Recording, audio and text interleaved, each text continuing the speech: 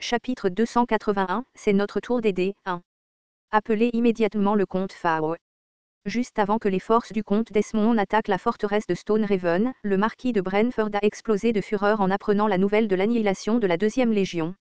Personne n'avait prévu que le comte Desmond agirait si soudainement. Alors que la tension dans le royaume suggérait qu'un conflit interne était probable, personne ne s'attendait à un mouvement militaire unilatéral et non annoncé qui a anéanti même les forces royales. Le comte Fao, connu sous le nom de bouche du duc dans la capitale, a été pratiquement traîné devant le marquis de Brentford. Votre grâce, marquis. Vous allez bien? Comte? Attaquer Fenry sans raison valable. Est-ce l'intention du duc? C'est. Le comte Desmond n'a rien à voir avec nous. Essayez-vous de jouer avec moi maintenant. Alors que le regard du marquis de Brentford se remplissait d'intentions meurtrières, le comte Fao baissa la tête. Bien que le comte Desmond ait maintenu une position neutre jusqu'à présent, personne ne doutait qu'il soit aligné avec la faction du duc. Cela était évident pour tout le monde, surtout après la guerre des Cabaldi. Réalisant qu'il n'y avait pas de place pour le déni, le comte Fao hésita avant de bégayer une explication. Nous ne savons honnêtement pas non plus ce qui se passe. Ce n'est vraiment pas la volonté du vicomte Joseph, ou du duc. Il était vrai que la famille ducale s'était préparée à la guerre civile, mais seulement en dernier recours. Raoul, le duc, cherchait à s'emparer du royaume avec un minimum de pertes. C'est pourquoi il avait laborieusement persuadé et intimidé les seigneurs de toutes les régions, malgré le temps et les efforts nécessaires. La stratégie consistait à isoler ceux qui ne pouvaient pas être influencés, puis à créer un prétexte pour les éliminer, sécurisant ainsi facilement le royaume. C'était l'approche fondamentale du duc, jusqu'à ce que Guilain apparaisse et perturbe le jeu. Mais que le comte Desmond agisse de manière aussi indépendante. Raoul était furieux. Il méprisait les perturbations dans ses plans soigneusement élaborés. Pour Raoul, le comte Desmond n'était plus un allié mais un pion qu'il pouvait se permettre de sacrifier. Nous promettons de rester complètement à l'écart de cette affaire. Nous ne coopérerons à aucune attaque conjointe contre le comte Fenry. Alors que le comte Fao reculait d'un pas, le marquis de Brentford insista davantage. Prétendre l'ignorance alors qu'on est dans la même faction. Refuser d'assumer la responsabilité. Auparavant, nous nous abstenions également d'interférer dans les affaires du comte Fenry. Peut-être que votre grâce pourrait faire de même. Il suggéra de considérer cela comme une autre affaire privée, comme il l'avait fait auparavant. Les lèvres du marquis de Brentford tressaillirent de frustration. Le comte Fao observa attentivement sa réaction, réfléchissant rapidement. Fenry est fini de toute façon. Il n'y a aucun moyen pour lui de vaincre le comte Desmond. Que la faction royale intervienne ou non n'a pas d'importance. Le comte Desmond commandait une force de 30 000 hommes. Ce n'était qu'une question de temps avant que le comte Fenry ne tombe, perdant probablement la tête au passage. Même si la faction royale vainquait Desmond par la suite, cela aurait un coût important. Le comte Desmond était une figure redoutable, et ses subordonnés n'étaient pas moins capables. Le conflit pourrait facilement dégénérer en une impasse prolongée, affaiblissant la faction royale. Si cela se produit, cela fonctionnera à notre avantage. Nous pouvons saisir l'opportunité de déclencher la guerre civile. Notre retard n'est pas dû à un manque de puissance mais à une décision calculée. La faction du duc était extrêmement puissante. Elle pouvait renverser le royaume à tout moment. Mais elle s'est abstenue parce que Raoul, le stratège du duc, était obsédé par la minimisation des dégâts. C'était comme s'il avait des plans allant au-delà de la simple prise de contrôle du royaume. Quelles que soient ses raisons, le comte Fao pensait que la faction royale devait sa survie à l'approche prudente de Raoul. En regardant le comte Fao, le marquis de Brentford se pinça le front et rit. Alors, c'est votre jeu, laissez Fenry tomber aux mains de Desmond, puis provoquez-nous à l'action. Si nous attaquons, vous saperez notre force, si nous nous retenons, Desmond sécurisera Fenry en toute sécurité. Dans tous les cas, cela vous convient. Le comte Fao ne répondit pas, inclinant simplement la tête. Le marquis ne s'attendait probablement pas à une réponse de toute façon. La faction du duc s'était lavé les mains de l'affaire. La faction royale n'avait pas d'autre choix que d'affronter Desmond après la destruction de Fenry. Voyant le comportement calme du comte Fao, le marquis de Brentford ricana froidement. J'en ai assez de vos manigances. Vous vous méprenez. Nous évitons de nous impliquer parce que nous ne voulons pas la guerre, votre grâce. C'est vrai? Bien sûr. Vos jeux de mots sont ennuyeux. Toléo. Le marquis de Brentford appela le chevalier commandant qui se tenait à proximité. Toléo, portant une expression qui suggérait qu'il s'y attendait, inclina la tête. Oui, votre grâce. Emprisonnez cet homme immédiatement et rassemblez tous les nobles alignés avec la faction du duc actuellement dans la capitale. comme vous l'ordonnez. Au signal de Toléo, les chevaliers qui entouraient la zone saisirent immédiatement le comte Fao par les bras. Ces chevaliers d'escorte furent maîtrisés tout aussi rapidement. Pris au dépourvu, le comte Fao s'exclama paniqué. Quoi? Votre grâce? Que se passe-t-il? Je suis responsable de la diplomatie du duc. Ma sécurité est garantie par la Convention. Si le comte Fanry tombe, je vous couperai la tête ainsi que celle des nobles de la faction du duc et les enverrai tous au duc. Quoi? Quoi? Le comte Fao cligna des yeux, incrédule. Cet homme était-il vraiment prêt à déclencher une guerre civile à cause d'un parvenu du Nord? Et pourtant, des mots encore plus choquants sortirent des lèvres du marquis. Intendant, en attente d'ordre. Informer la 3e Légion stationnée le plus près du Nord de se déplacer immédiatement et d'aider le comte Fanry. Compris. Lequel des territoires de la faction du duc est le plus faible? Les plus prompts à frapper sont la baronnie de Rerington au nord et la baronnie de Colinde à l'est. Bien. Une fois le comte Fanry tombé, informez le marquis M.C. Carey de prendre immédiatement le contrôle de ces 2 territoires. Quant à Desmond, je formerai une force distincte pour s'occuper de lui. Compris. Malgré l'audace de ses ordres, aucun des serviteurs n'osa s'opposer au marquis. Lorsque le marquis donnait un ordre, il était absolu. Personne ne pouvait défier son autorité. Telle était la manière d'être du marquisat de Brentford. Le comte Fao, qui semblait sur le point de perdre la tête, cria de désespoir. Votre grâce? Commencer une guerre sans justification. C'est de la folie. Avez-vous vraiment l'intention de déclencher une guerre civile? Nous n'avons aucun lien avec le comte Desmond. En voyant le marquis prendre de telles décisions sous ses yeux, le comte Fao n'en croyait pas ses yeux. Peu importe à quel point le marquis chérissait le comte Fanry, cela valait-il la peine de risquer le sort de la faction royale et du royaume pour une telle raison? Le comte Fanry, le comte Desmond, le marquis, ils semblaient tous complètement fous. Le marquis grogna, lançant un regard noir au comte Fao. Combien de temps pensais-tu que je me laisserais entraîner par tes manigances et tes jeux de mots? Ne parle plus. Si tu veux vivre, tu ferais mieux de prier pour que le comte Fanry gagne. Emmenez-le. Votre grâce. Votre grâce. Les cris du comte Fao, à la limite des gémissements, résonnèrent alors qu'il était traîné dehors. Un lourd silence s'abattit sur la chambre. Les domestiques, étouffés par la colère du marquis, osaient à peine respirer. Après un certain temps, l'intendant rompit enfin le silence. Marquis? En es-tu vraiment certain? Jusqu'à présent, personne n'avait travaillé plus dur que le marquis de Brentford pour éviter la guerre civile. Il comprenait l'étendue réelle du pouvoir du duc.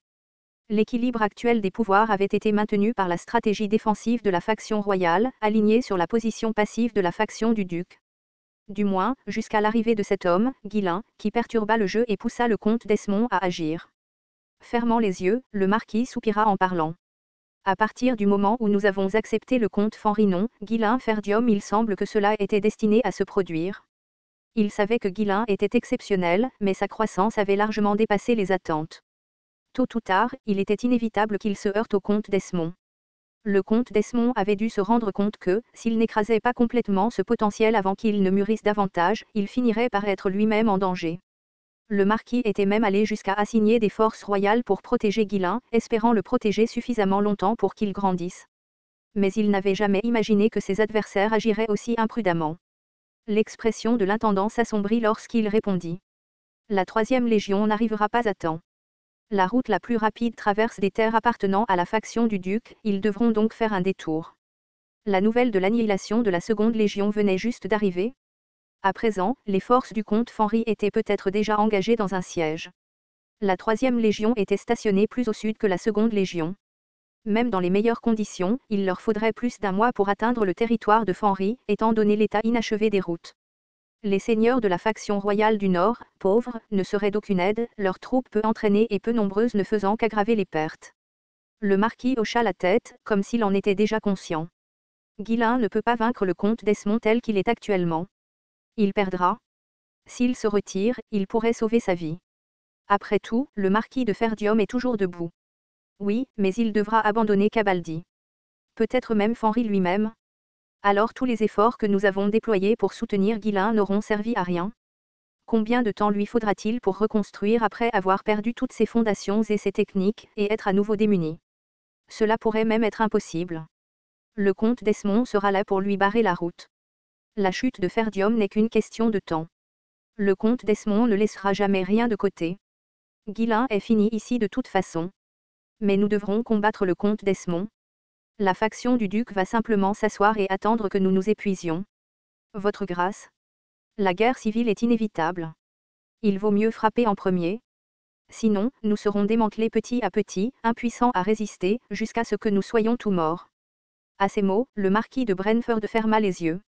Sa décision mettrait toute la faction royale et ses nobles sur le chemin de la guerre. Il avait désespérément voulu éviter la guerre civile, mais il se trouvait sur le point de la déclencher lui-même.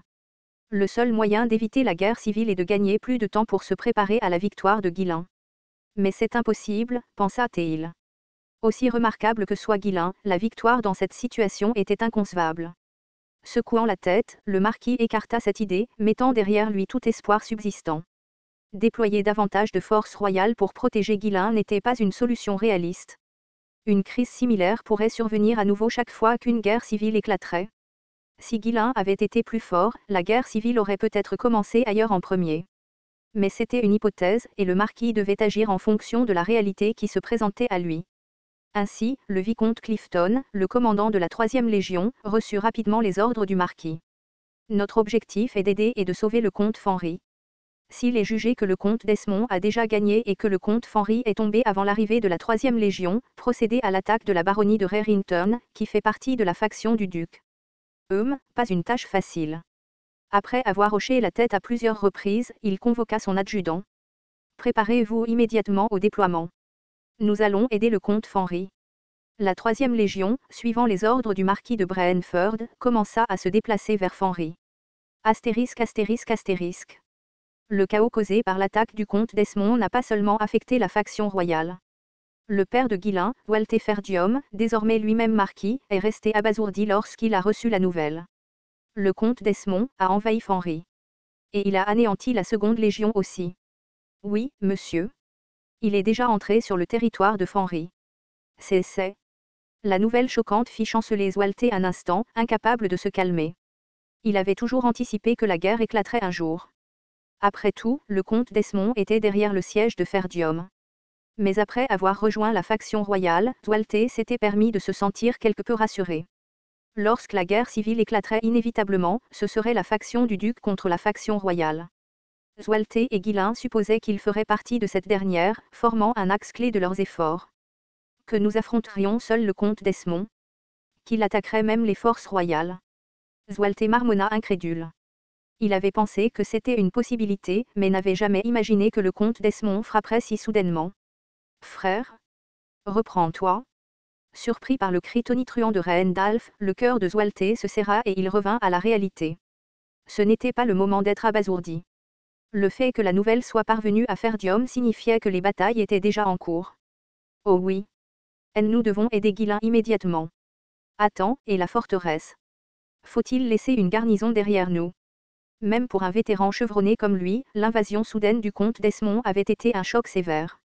Le domaine de Desmond était considéré comme le plus fort du Nord, et il avait levé une armée de 30 000 hommes. Pour la première fois, Walter craignait sincèrement que son fils ne meure. Ou peut-être était-il déjà mort. Cette pensée laissa à nouveau l'esprit de Walter vide. Alors nous devrons réorganiser les troupes. Ferdium doit également se préparer. Randalph saisit Walter par les 2 bras, criant avec urgence. Frère, reprends-toi. Nous devons déplacer toute l'armée et aller aider le jeune seigneur immédiatement. Oui, mais nous devons laisser derrière nous des forces pour défendre la forteresse. Quelle importance. Nous sommes en ce moment même en cessez-le-feu. Je ne peux pas leur faire confiance. C'est pourquoi je dois poster des troupes pour la surveillance. Walter était pris dans une tempête de responsabilités contradictoires. Le poids lourd de son devoir et l'inquiétude pour son fils s'affrontaient férocement, l'empêchant de prendre une décision rapide. Pendant la précédente guerre des Cabaldi, il avait également laissé des troupes derrière lui à la forteresse pendant son avancée. À l'époque, ils avaient le luxe d'avoir le choix, aider ou battre en retraite, selon la situation. Mais cette fois, c'était complètement différent. Guilain devait retenir l'armée massive de Desmond. Même une seule recrue non entraînée ferait une différence dans l'état actuel des choses. Frère, rien de tout cela n'a d'importance si le jeune seigneur est perdu. La voix de Randalph devint plus forte, presque désespérée. Quoi? Cette forteresse? Les réserves de nourriture? Les techniques de culture de mana? Les sauvages? Même la progression de Ferdium? Rien de tout cela n'aurait été possible sans le jeune seigneur. Rendalf secoua les bras de Zwalte avec plus de force et cria à nouveau. Même si cette forteresse tombe. Même si le nord brûle. Tant que le jeune seigneur survit, il peut tout reconstruire. Nous devons abandonner cet endroit. C'est un cessez-le-feu, faites confiance à ces bâtards sauvages pour l'instant et quittez cet endroit. L'abandonner, abandonner cet endroit. Pour Zwalte, qui avait passé toute sa vie à garder la forteresse, l'idée de l'abandonner était comme un abandon de son sens du devoir. Surtout quand il s'agissait de faire confiance au chef des sauvages, Woroka, qu'il trouvait totalement indigne de confiance. Cet homme rusé n'avait accepté la trêve que parce qu'il était dépassé par la force de Guilin. Ils avaient déjà récupéré une partie des provisions des sauvages. S'ils partaient maintenant, Woroka pourrait reprendre la forteresse. Et si la nouvelle de la mort de Guilin arrivait, Woroka deviendrait plus audacieux, déchaînerait ses ravages sans retenue. Cela signifierait perdre à la fois son fils et la forteresse. Reprendre la forteresse serait alors presque impossible, et le pillage des sauvages s'aggraverait, plongeant une fois de plus le nord dans le chaos. Malgré tout, Rendalf continua d'un ton inébranlable. La vie du jeune seigneur est en jeu. Votre fils est sur le point de mourir. Combien de temps allez-vous vivre uniquement pour les autres? Vous avez vécu toute votre vie de cette façon. Maintenant, au moins une fois, pense à ta famille. N'es-tu pas désolé pour notre défunte belle-sœur? Si Fenry tombe, penses-tu que nous serons en sécurité? Penses-tu que le comte d'Esmond nous laissera vivre? Helena mourra aussi. Bon sang, mon frère. Pourquoi es-tu soudainement devenu un imbécile? Réveille-toi. Les paroles de Rendalf furent comme une éclaboussure d'eau froide, ramenant Zwalte à la raison.